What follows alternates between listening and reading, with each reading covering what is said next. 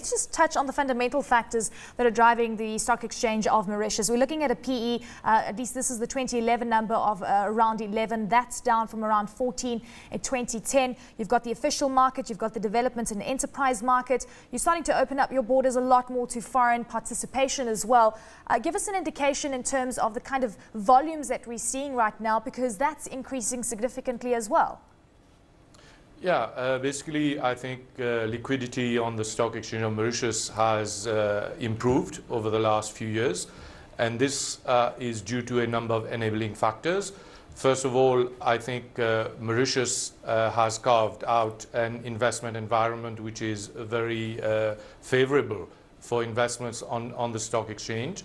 Dividends are tax-free and capital gains are tax-free. I think secondly, we've also benefited from the very strong performance of listed stocks on the exchange over the last 10 years. If you look at the statistics, I would say the top 10 companies on the official market have generated annualized total returns ranging from 17% to 24% in US dollar terms, which is very compelling from an investor standpoint. And I think thirdly, we've also benefited in terms of flows into our market due to the gradual shift that we are currently witnessing in favor of emerging and frontier markets. In fact, as we sit and think about the future, I see more and more investment flows coming from the developed market into the African markets. And I think because of the openness of the Stock Exchange of Mauritius, because of its technology, but also because of the favorable investment environment that prevails in Mauritius, I think we're going to benefit from the future inflows. Mr. Benimadhu, if we could also just touch on a shift that we saw in May last year, and that opening up the listing rules where we see more instruments coming through, and also changing the rules for global companies wanting to list on the stock exchange. So give us an indication, almost a year later, what kind of changes have occurred, and give us an indication of the kind of new product listings that have been brought to the fore. In fact, basically our strategy right now is to move from what historically has been an equity-centric domestic exchange to a more internationalized exchange. And as you rightly pointed out, in May last year, we came up with listing rules for global funds, and then we extended those rules to include listing rules for global business companies. And 12 months down the road, I think the results have been quite supportive of the initiatives that we've taken. In fact, between last May and today, we've got about 12 new global funds that have listed on the Stock Exchange of Mauritius. We've got one global business company, and right now we are in discussions with 3-4 more global funds and another 2 or 3 global business companies which are looking at the SAM as an attractive listing platform, because we've also, as you may be aware, come up with a listing and trading platform that can list, trade, settle products in US dollars, euro and GBP, which then makes it quite attractive from a foreign investor's perspective. Absolutely, and from a foreign investor perspective, this is what's also going to increase significant liquidity across the African bourse scenario. And some would say Africans are just not trading enough within Africa.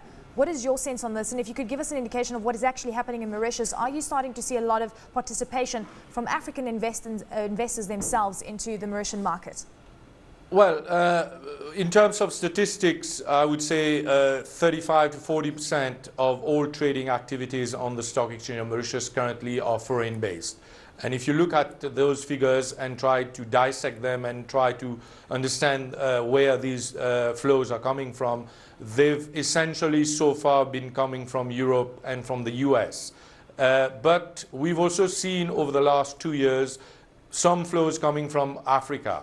So I think more and more you will see in the coming month and the coming years cross-trading happening between markets in Africa. We could just touch on what we saw in 2008, Mr. Benimadhu. The PE of the market was sitting at 6. We're talking about a lot more foreign participation within the market, and there is one risk that if we do see a bit more trouble coming through in the global economy, we could see a massive outflow of cash, which has of course been benefiting the overall emerging market space, including Mauritius. Is there a concern on that end that we could actually see a massive drop in the market like we saw in 2008?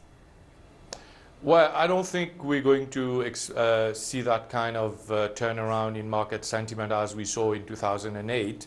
I think, of course, investors are very watchful about what's going on in Europe and elsewhere in the world. And I personally think that there'll be some form of cautiousness from investors.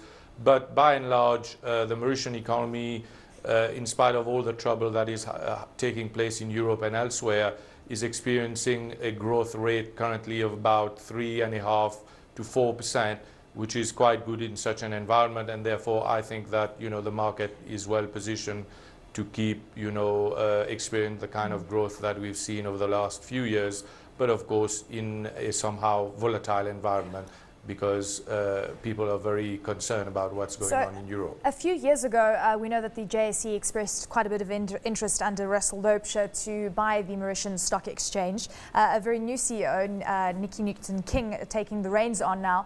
Any kind of conversation that could be reignited while you're here in Johannesburg? Well, basically, the JSE wanted to acquire 3-4 years ago an important strategic stake in the SAM, and we had planned to work together on a number of initiatives to grow both markets. But this project having not materialized, we're still in discussions with the JSE to explore new ways of collaboration, because at the end of the day, I think it's very important for exchanges within Africa to work together towards improving, deepening and broadening the exchange space in the continent, and ensure that exchanges play a meaningful role in the transformation of the respective economies in Africa. I'm very optimistic about that, because I think that Africa's time has come, and as we look forward, I'm pretty sure that exchanges will be driving part of that growth that we're going to experience in Africa over the next few years. Fantastic. Thank you, sir. We have to leave it there. Great to have you on the program. Sunil Benimadhu, Chief Executive of the Stock Exchange of Mauritius.